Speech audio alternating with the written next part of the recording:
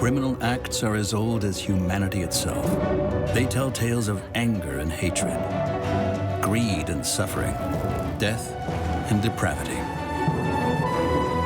Nothing affords us a deeper look into the sinister depths of a past epoch than the crimes committed during it.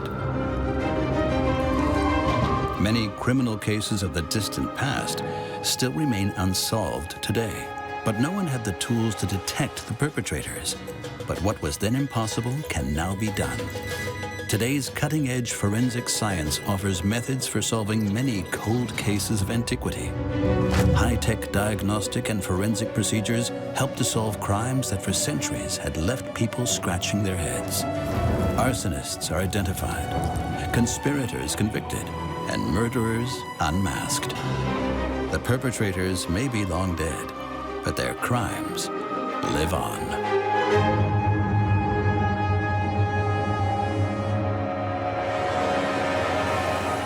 In this episode, we investigate a mysterious massacre, the perplexing death of a pharaoh, and a gruesome execution. Archaeologists excavated a desolate village. All the residents had been killed, but how and why? Öland, Sweden's second largest island. In the 5th century, it was still far from the borders of the Roman Empire. Öland is the perfect setting for a Nordic noir crime novel. For thousands of years, the raw beauty of the place has in fact inspired the islanders to tell horror stories. Many of the tales are pure fantasy, but some are based on sinister reality. In 2010, archaeologists unearthed ancient evidence of a gruesome offense. The scene of the true crime, Sandby Bog. It all began when treasure hunters with metal detectors found pieces of valuable ancient jewelry among the ruins of the old stone walls. News of the exciting discovery soon spread, prompting archaeologists to inspect the entire area. Aerial photography and geophysical measurements were used to help investigate the site. Bit by bit, a ground plan was revealed. A settlement of 53 structures encircled by a stone wall. It soon became clear that what they had found was a ring fort dating from late antiquity. The archaeologists decided to first excavate house number 40. That was where the metal detectors had given the strongest signals. Later, many more pieces of precious ancient jewelry were in fact found buried there. Evidence that Sandby Bog had been a wealthy community. The head of excavation had no doubt about that. We found gold and silver rings just lying around, like someone just threw them out. The common picture is that the status of everything in the ring fort is very high, and they probably led a very good life. But from the start, present-day locals looked askance at the excavation work. Ölanders warned that this was not a nice place. The archaeologists would do better to leave Sandby Bog alone. Evil spirits ran rampant there. The archaeologists, however, were undeterred by the warnings. They continued their dig at house number 40 and made a new discovery. Skeletons of animals and humans. The remains of 9 dead in all. The subsequent forensic assessment of the skeletons determined that they had evidently been the victims of a crime. Multiple bone specimens displayed signs of brutal violence. So we know that it's not like an epidemic or something like that that has caused this, but it's actually interpersonal violence. 4 of the skeletons displayed severe skull injuries, the result of brutal force. The skull of one young man had actually been split in 2, presumably with an axe. But what shocked the researchers even more was the fact that not all of the victims were adults. This is part of the right side of a vertebra where you can actually see a cut. So this is basically remains from a decapitated young individual between 10 to 13 years old. So children, too, were among the murdered. And the archaeologists also noticed another anomaly. We even have individuals who are lying sort of like one's feet are on top of another person's hips. So we have those sort of micro events that someone was lying on the floor when the second person ended up on top. And we can't see any traces of sort of manipulation or moving the bodies. They seem to just be like randomly have been left where they died. House number 40 at Sandbyborg had, it seemed, been the site of a mass murder. 1,500 years later, the victims were found evidently right where they had met their death. But why were the bodies just left lying there? Why had no one buried the dead? The normal way when people die during that time and today is that you take care of the body, you give it a proper funeral. And in those days, it was the cremation that was the normal thing to do. And you never ever left them behind just lying in the houses. It is incomprehensible today, and it was terrible to do back then. To help in the search for more Sandbyborg skeletons, one of the first licensed archaeological search dogs worldwide joined the team. Fable, a black male sheepdog. His nose, with its 220 million olfactory cells, is more sensitive than any measurement device. Fable is able to distinguish precisely between human and animal bones. He quickly sniffed out further points of interest for the archaeologists. We've only dug about 10% of the ring fort, but we found remains of at least 26 individuals. Based on what we know so far, we're thinking that maybe it will be around like 200 to 300 people who have been left in the ring fort. Up to 300 people murdered in Sandbyborg. Should the scientists' suspicion be confirmed, it would mean that what had occurred there was not just a mass murder, it was a bona fide massacre. What we see is a sign of an intense attack where people were killed or massacred in their houses. Some of them probably ran out into the streets. So we think that everyone who actually stayed here were killed. And then the attackers, closed the gates and left. And no one returned for a very long time. But how could the intruders have attacked the village so suddenly? A reconstruction of the Sandbyborg Ring Fort shows why this would have presented quite a challenge. The oval-shaped fort settlement covered an area the size of a football field. It measured 92 meters long and 66 meters wide. An outer wall, 4 meters thick and 5 meters high, protected the interior, accessible only through one of 3 fortified gates. At the center of the oval stood 53 stone houses, some in the center, others directly along the ring wall. The dwellings offered refuge to several hundred people. We can see that Sandbyborg and all the other ring forts were built in between the settlements, and they used it when they needed it. So in Sandbyborg, people have moved there to be safe. Öland is home to a total of 15 such forts. They lie scattered between the ancient settlements of the island and were all built within a time span of 350 years. None of the other forts is connected with a massacre. Sandbyborg is unique in that regard. Borg is the Swedish word for fortress, and Sandby is the name of the village that lies just a few kilometers away from the ring fort. If the people of Sandby really did use the installation as an emergency refuge, then why didn't it protect them from harm on that fateful night, 1,500 years ago? Probably someone from inside that had been invited to a big feast or something. This or these persons opened the gate during the night to let all the other warriors in and let a larger group of people, probably 300 warriors, in to complete the massacre. So someone must have let the murderers in. It seems a traitor within the colony opened the gate that night and delivered the residents of Sbo to their bloody fate. The bodies doesn't seem to have been wearing clothes. We think that this happened during the night, so they were probably sleeping and not prepared at all. The settlers were likely fast asleep in their beds when the assailant struck. But why did they have to die? And who were the murderers? This is a period of mass migration, and there are many reasons behind that. It's climate, it's food sources, it's land, and you're going to get a lot of conflict and a lot of movement.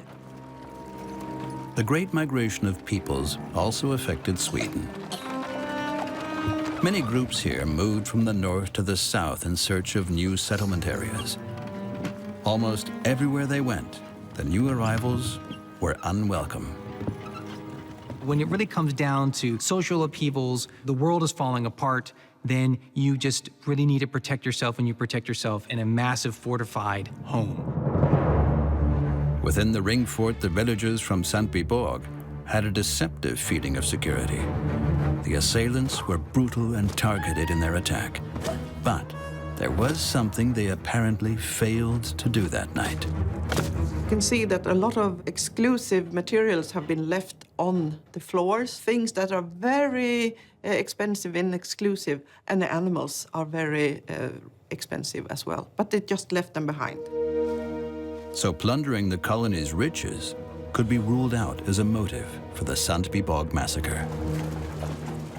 But another theory posits that the Sbo victims were from a tribe that had conquered the fort in the course of the Great Migration of Peoples.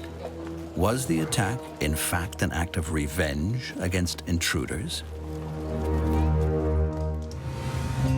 A sophisticated lab test would provide an answer.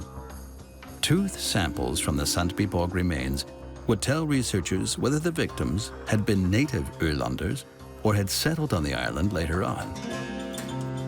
The forensics method used for this is called isotope analysis. Isotopes occur everywhere in the world, and the nice thing is that every region on the world has a very specific isotope composition, and therefore we can conclude where a person might have come from by analyzing the isotope composition within the body.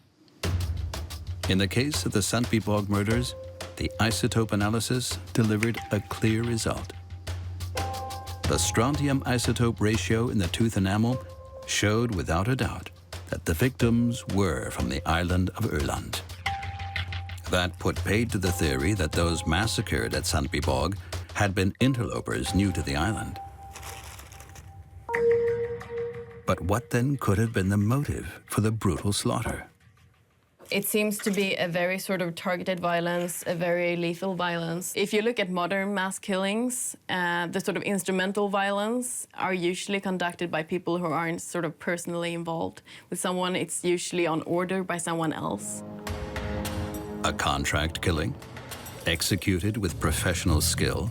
The thought might seem incredible, but there is in fact much evidence to support it, especially the cold-blooded nature of the act. But who could have hired the hitman? Ancient Roman coins excavated at the crime scene would possibly provide clues. How did the coins get to Sbo? In the 2nd century AD, the Roman Empire reached the peak of its expansion. It stretched from Portugal in the west to Mesopotamia in the east, and from Nubia in the south to England in the north. But the Roman legions never set foot on the Scandinavian islands.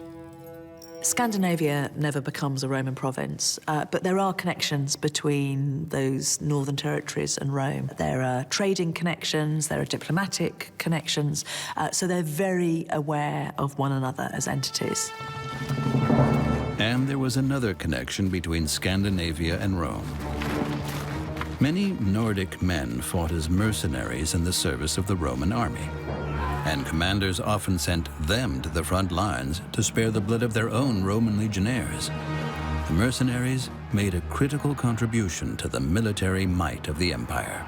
The Romans have been a really serious international force since the 3rd century BCE.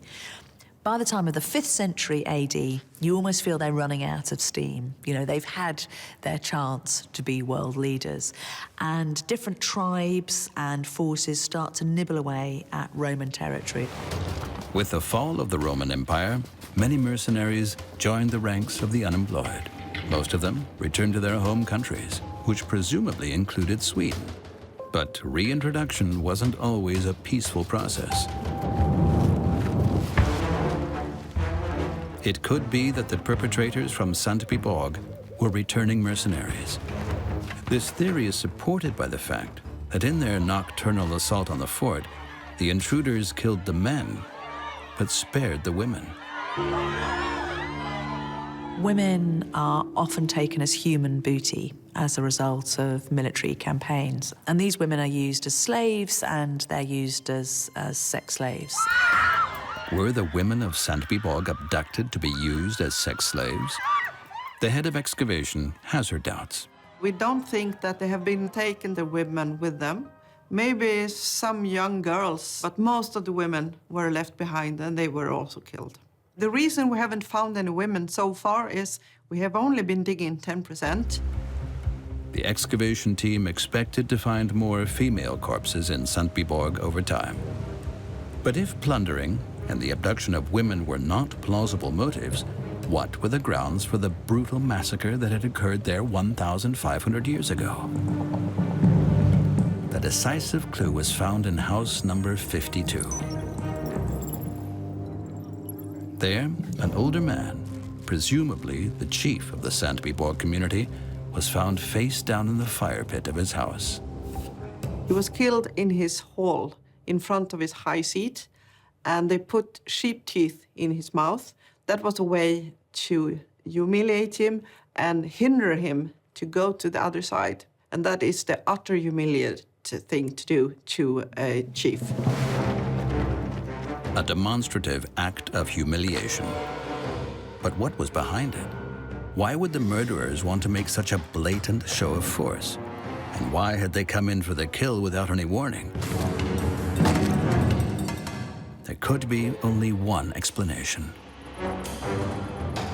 They needed to kill them. They needed to show that they were strongest. They didn't need the animals, so they could leave them behind. And they could leave the valuables behind. And that is a very strong statement. They say, "Pa to all your riches. We don't need them. We just wanted to kill you and humiliate you." The massacre that occurred 1,500 years ago in Sbo was thus a brutal demonstration of power.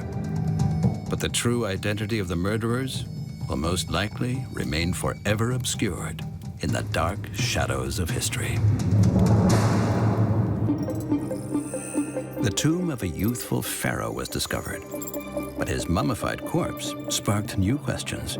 Had the boy ruler been murdered? The Valley of the Kings, the necropolis of the Egyptian pharaohs in about 1325 BC. By then, the high culture on the Nile already had a long history. At its pinnacle, the pyramids of Gizeh, the only one of the world's 7 wonders of antiquity, still largely intact. There, ancient Egypt's mighty rulers were entombed. But at some point, the Egyptians stopped building pyramids and started burying their pharaohs in the Valley of the Kings instead. There, in 1922, archaeologists discovered a tomb that would soon be known throughout the world. In the shadows of the silent Sphinx and the gigantic pyramids that stood as lonely sentinels over the vast stretch of burning sand, an English archaeological expedition headed by a man named Howard Carter sought to uncover the tomb of an ancient Egyptian pharaoh, King Tutankhamun. The find was a sensation. Virtually overnight, Tutankhamun became the most famous Egyptian pharaoh of all. Tutankhamun's tomb is very important for us, not because it's filled with gold objects, which are quite nice to see, but because it gives us an idea, an insight into what a royal burial would be like. And by looking at these things, you can sort of learn about ancient Egyptian religion, as well as what daily life, because they're things that Tutankhamun used. So chairs, tables, food, drink, weapons. The team was able to excavate a total of 5,398 artifacts from the tomb. Even the golden sarcophagus the pharaoh was buried in had remained untouched. But one detail caused the archaeologists immediate consternation. Tutankhamun had died young, aged just 19. What might the cause of death have been? 46 years would elapse before the mummy was finally x-rayed. The resulting image set the rumor mill grinding. The x-ray brought something suspicious to light within the skull of the famous pharaoh. Two small bone fragments inside Tutankhamun's head pointed to a violent end to the young life of the pharaoh. Would this clue turn out to be proof that Tutankhamun had been killed?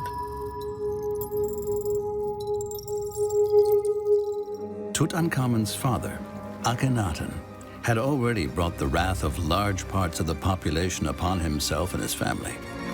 Akhenaten had tried to do away with traditional Egyptian pantheism, elevating the god Aten to the status of supreme deity above all others. That displeased the powerful priesthood of the established religion, especially when the pharaoh's men began to lay waste to their temples. Perhaps the crimes of the father had also sealed the fate of the son. Tutankhamun was his father's son, and all the hatred that had been directed at Akhenaten in his lifetime for 50 years had perhaps been extended, in a sense, to his son. Killing Tutankhamun would have drawn a line under the whole Akhenaten affair. Had powerful oppositional forces in the empire murdered Tutankhamun to erase his father's loathsome legacy for good? Scientists undertook further examinations to get to the bottom of the case. It was hoped that a CT scan of the pharaoh's mummy would bring conclusive evidence of the cause of death.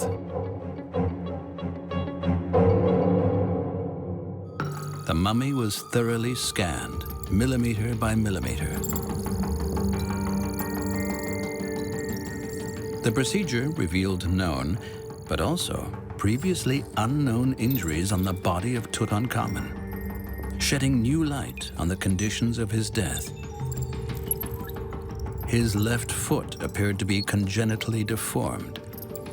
Both legs exhibited complex fractures. Several bones in the chest area and his heart were missing. But the biggest surprise was waiting in the pharaoh's skull. The bone fragments came from his neck and had broken off post-mortem, most likely during the embalming process. For a very long time, people were obsessed by the fact that Tutankhamun might have been murdered. And then finally, closer examination revealed that, in fact, this was a break that happened long after Tutankhamun's death and was not the cause of it. So finally, all of that literature on how he was murdered had to be set aside. If Tutankhamun wasn't murdered, why had he died at the age of just 19? Perhaps the answer could be found in his chest cavity. His heart was missing.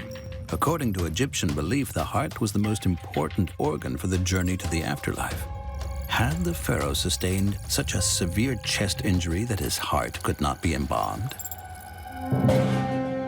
Among the items in Tutankhamun's tomb was a promising clue.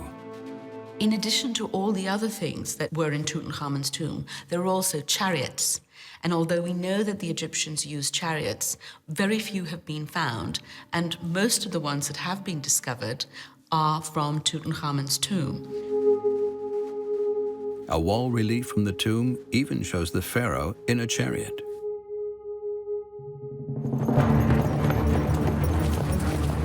It is highly probable that Tutankhamun himself rode in chariot races. Chariots were, after all, the fastest, most prestigious vehicles of their age, the sports cars of antiquity. They were actually used mainly for the hunt and for battle. So chariot pilots lived especially dangerously. An archaeological experiment would test the probability of a fatal chariot accident as the cause of Tutankhamun's death. In York, in England, a faithful reproduction of one of the 6 chariots from the tomb was made ready for the experiment. Walk on, lads. English weapons expert Mike Lodes had come to act as test pilot. Hup, hup, hup. The ancient sports car can reach speeds of up to 40 kilometers per hour. Its engineering secret? Consistently lightweight construction. The entire chariot weighs no more than 35 kilograms. Well, the first thing is it's terrific fun to drive a chariot. No wonder the pharaohs are so often seen out driving their chariots. This is the racing car of the pharaonic age. But how did he have an accident? I mean, these are not racehorses. Even flat out, they're only going 40 kilometers an hour. And look at all these rails. I mean, you know, you'd be an idiot to fall out of this. Even Tutankhamun, who supposedly had a club foot, I see no problem. If I had a club foot, which just means it's turned in and bent over like that, he would be used to it. I could still drive like that. I could lean against there and do it. That doesn't stop him being in a chariot. So how could a chariot accident happen? Well, one idea might be, not when he's the driver, but when he's the archer. So Mark, if I could borrow you, if you could bring my bow over, let's have you driving, and let me be King Tut with the bow and arrow. And there's a couple of things that might happen. And off we go. For the hunt or battle, Egyptian chariots were manned with a driver and a marksman. The driver would steer the chariot as quickly as possible towards the target. When they got close enough, the marksman would then fire a few shots. Look, that was a thing. He was able to move freely back and forth to shoot at targets to the left or right.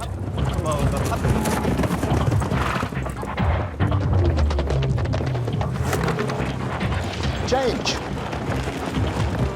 And that's the problem. Getting over to this side to shoot there. That is where Tutankhamun was at risk. The Egyptian hit-and-run tactic was risky. The quicker the driver could maneuver the vehicle, the more effective the marksman could be.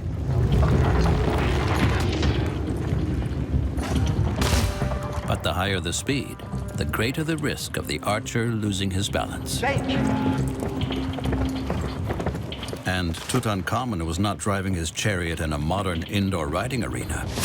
He was out in open terrain, on a high-octane hunt, or in the chaos of battle.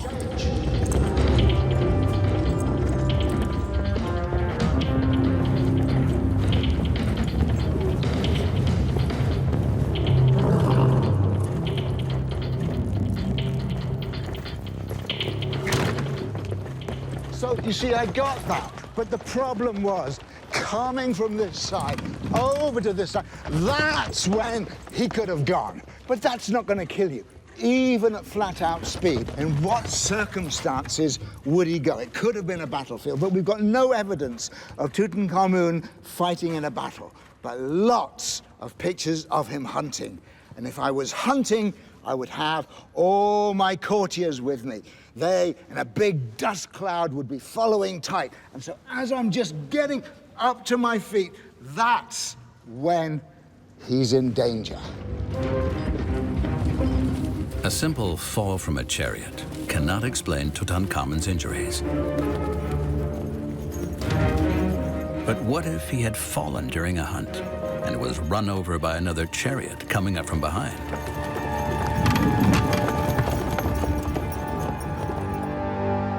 A forensic experiment in Münster in Germany would answer the question. Trauma surgeon Stefan Rostlenbruch and car crash expert Ingo Holzkötter analyzed the medical evidence in the Tutankhamun case in order to reconstruct the accident scenario. All told, the injury suggests that the rib cage met with considerable force, right here where the ribs are missing. Motorcycle accidents, a bad fall from a bicycle or a horse, tree trimming accidents, falls from high places. All scenarios where you see the kind of severe rib cage damage we have here. It appeared that over 3,000 years ago, a powerful, targeted force had crushed the left half of Tutankhamun's body. The experts conjectured that the pharaoh had been struck by a narrow chariot wheel. A crash test track for modern vehicles was made ready to put the theory to the scientific test. A horseless mock-up would stand in for the ancient chariot. A crash test dummy would play the role of Tutankhamun. It had to be positioned with absolute precision.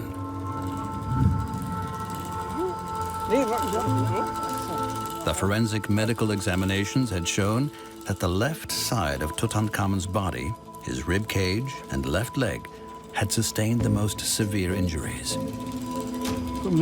75. That's it right there.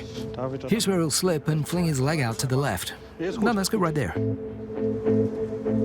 The chariot wheel must have hit Tutankhamun with a full frontal blow as he was in a kneeling position, perhaps just as the pharaoh was trying to get to his feet again after a fall.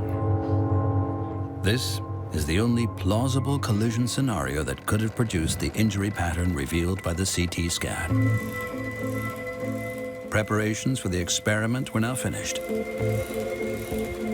Ready, set, go.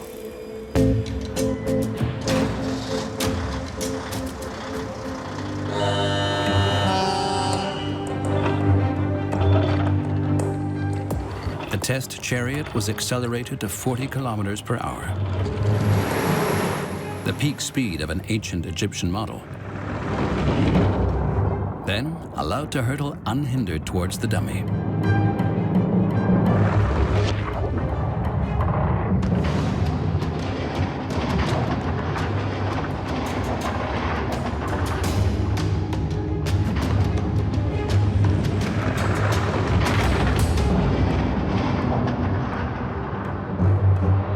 From a distance, the collision did appear to have caused horrific damage. But the trauma experts needed to do a hands-on assessment to see what precise injuries the dummy had sustained. Should we turn him over? Yeah.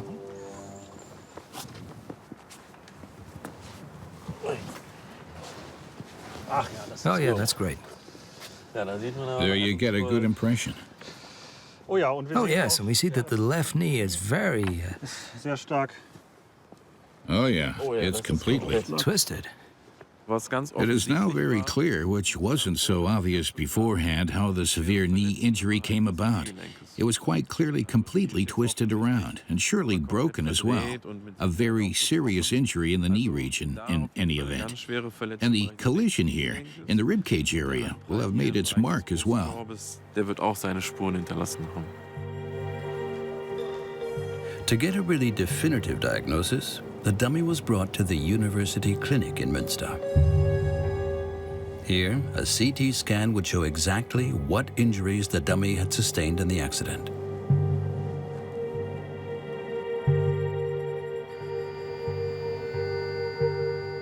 The scanner brings the skeleton within the dummy into view.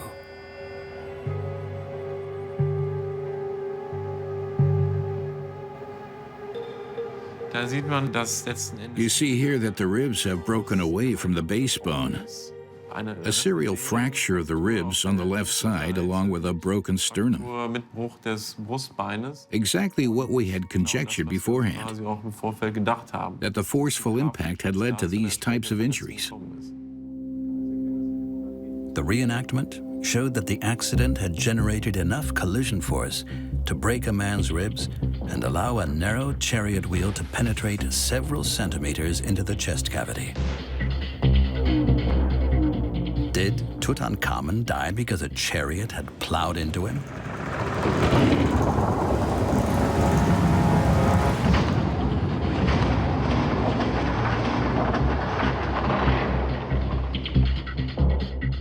There are some scientists who reject this theory. They base their argument on a photo from 1923, taken when the tomb was first discovered. Some claim that in the picture, the pharaoh's ribs can still be seen. The debate is that some of this area might have been removed during the time of the Second World War when the tomb was not secure and the body was lying there, and there was a lot of robbery and taking of souvenirs by soldiers and other opportunists. When the Axis powers attacked British troops on the Libyan-Egyptian border in September of 1940, North Africa too became a theater of the Second World War. The battles raged in the region for 2 years before German and Italian forces there were defeated. The entire time, the Valley of the Kings was spared from the fighting. But the general chaos of the war years did not leave archaeological sites untouched. Digs were aborted, excavation sites were not properly secured, and fell prey to plundering. This might have applied to Tutankhamun as well. The sole piece of evidence is the photograph from 1923. It could possibly show the intact rib cage of the pharaoh. If his ribs weren't in fact damaged until the Second World War, the theory with the chariot accident would be out of the running. Ultimately, it must be conceded that the cause cannot now be determined for certain. Many theories about Tutankhamun's death are still on the table. There are many things that don't leave marks on your body or that can't be tested after 3,000 years. So at this point, until science advances further, we really still have little understanding of how Tutankhamun died. The premature death of Tutankhamun remains a mystery even after 3,300 years. Was he the victim of a plot? Did he die as the result of an accident? Or was his life cut short by an illness? Scientists continue to follow the leads, hoping to resolve the case. An excavation unearthed a mutilated male skeleton. Was this a case of mysterious ritual sacrifice or a more mundane crime? Weapons expert Mike Lodes had heard of the grisly murder dating back to Antiquity. He was now on site in today's northern Palatinate region of Germany to meet anthropologist Carola Bersin. How long have you been working on this case? Now 2 years. Wow, it must feel very personal to you. Yes. Please come in. Oh my goodness. The whole thing is there. Mm-hmm. And laid out like this, you get a sense that this was a real living human being. Mm-hmm. But what do these bones tell you? So I see he is in a very good condition. We see the skull before he was broken in 100 pieces, and then we glue it. You see the teeth is in very good condition, but there are some fractures. So what direction are those fractures going in? They are on the upper part, maxilla, and in the front part of the mandibula. And you see really little cracks, little fractures, and they were caused when he had such a pain that he put the teeth together. I see, because I can see there's nothing missing. No. So they're compression fractures from gritting his teeth because he's in such agony. There was no doubt, shortly before his death, the victim had suffered unspeakable pain. When they discovered the skeleton in 2016, archaeologists knew right away that the man had been brutally murdered. The skeleton looked completely unnatural. It was split in two pieces. The upper body lay face down in a pit, the pelvis and legs piled on top. The shins were also broken just below the knees and were bent at right angles, an anatomically impossible position. But who was the dead man? The site of his excavation offered clues. A Roman fort had stood here in ancient times. The skeleton of the unknown man was found in a trench below a fortress tower. The ancient Romans had erected their fortress in an area rich in iron ore. Hence, the name of the village, Eisenberg, Iron Mountain. Romans had settled there since the 1st century AD. At first in a vicus, a Roman settlement typical of the age. Vicus is a Roman settlement often attached to a fort and often found in the northern provinces, not in the east. They were quite small, they were quite homespun, but they had a real sense of community. The Eisenberg vicus of Antiquity was within the Roman province Germania Superior, Upper Germania. Located in the border region of the Roman Empire, many troop units were stationed there. The natives profited from the presence of the Roman legions. The soldiers had considerable spending power. The Romans and the Germanic peoples enjoyed a peaceful coexistence in Eisenberg. But in the mid-4th century, there were isolated incidences of unrest in the Roman provinces on the Rhine. The Eisenberg vicus was destroyed as a result. On the ruins of the settlement, the Romans then erected a military fortress, known as a burgus. The era of its construction gave archaeologists a key to determining when the man from Eisenberg had lived. The dead man from Eisenberg must have lived in Roman times. He can't date back further because Roman objects, mainly tiles, were found in his grave. Yet he was clearly buried there before the burgus was erected in around 370 AD. But when precisely had the victim lived? A forensic C14 analysis would give important insight. To this end, anthropologist Carola Berstzin first took a bone sample from the skeleton. The bone material was then processed in the lab. The sample was labeled and ground fine. For the actual test, the bone material must be heated until it reaches a gaseous state. Only then is it possible to measure the exact radioactive carbon atom content in the sample, the basis for carbon dating the organic material. The C14 analyses did not give us the exact year, but they did give us a time span. And the period of time in which the Eisenberger here lived spans from 175 to 350 AD, which means the skeleton is at least 1,650 years old.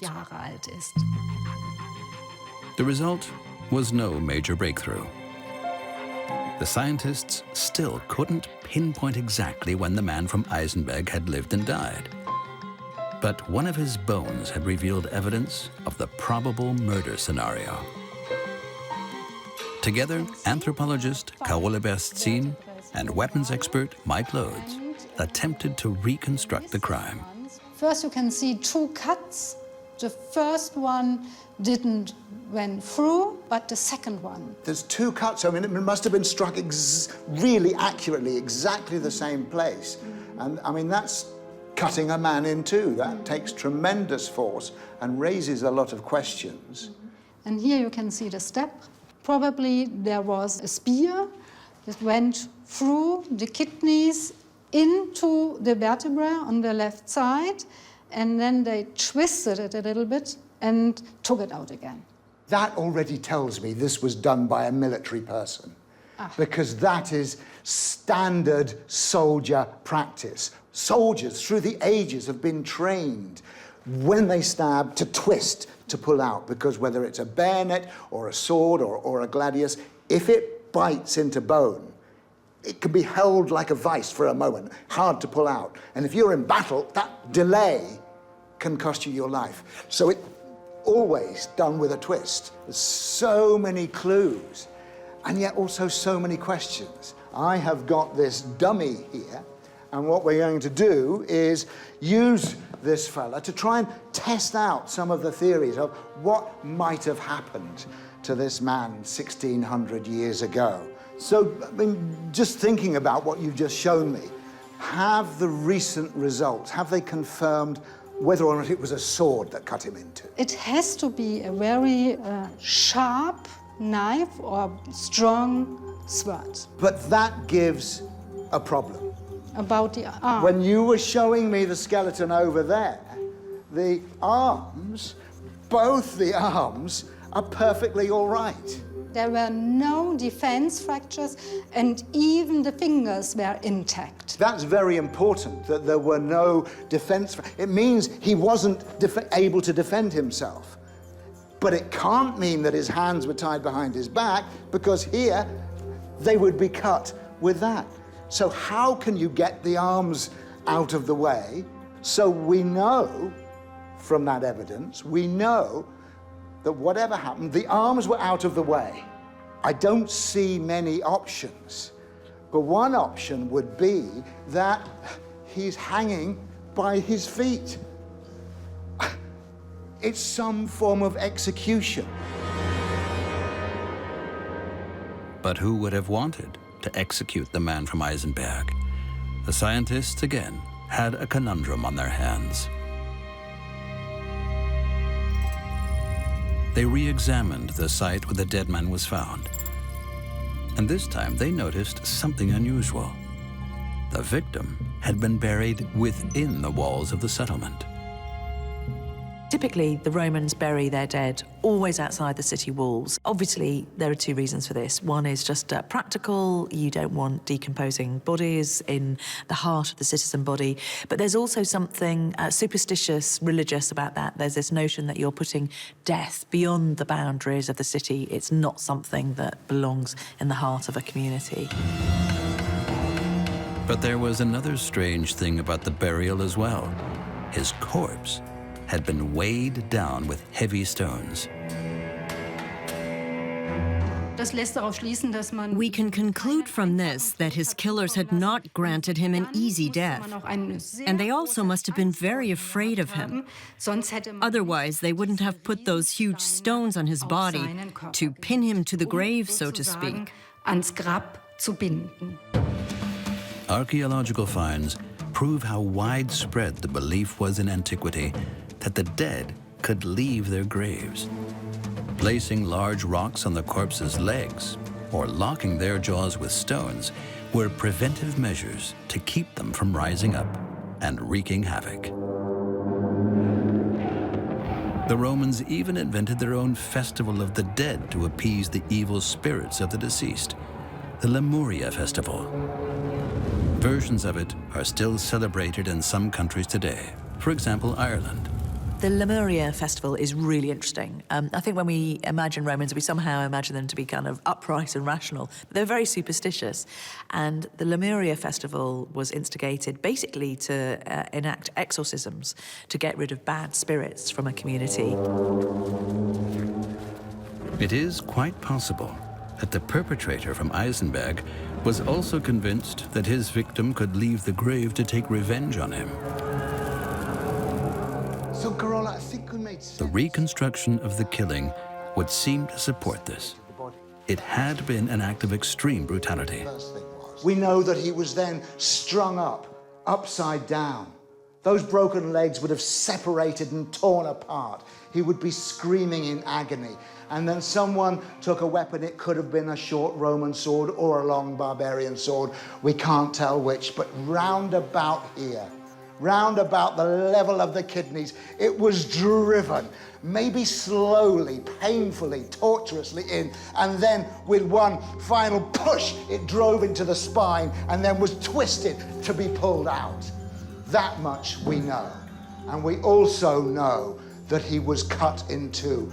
And I think that had to be with a longer Alemanni-style sword. And almost, we know that it was an almost situation because we know it took 2 strikes. There is evidence that it took 2 strikes. So we have the body hanging, half severed, and then finally, to finish it, it's done. It must have been such a horrific public spectacle. This was human beings at their worst. This was torture. With each wound, the body would be soaked and dripping with blood. This was to terrorize the spectators. Whatever this poor man had done, no human being deserved this. Thus, the case was apparently closed. The murder in Eisenberg had been an extraordinarily brutal execution. The agonies the victim had been made to endure could also indicate that he was not a Roman citizen. When the Romans are executing someone in the provinces, someone who's not a Roman citizen, typical ways of execution are burning them alive, throwing them to the wild animals, crucifixion, So it's these one-off activities, oftentimes for public enjoyment. Multiple killing is just not really within the framework or the playbook of the Romans. So it seems the executioner of Eisenberg was not Roman either. Whoever he was apparently terrified that his victim might rise from the grave like a zombie to exact his revenge.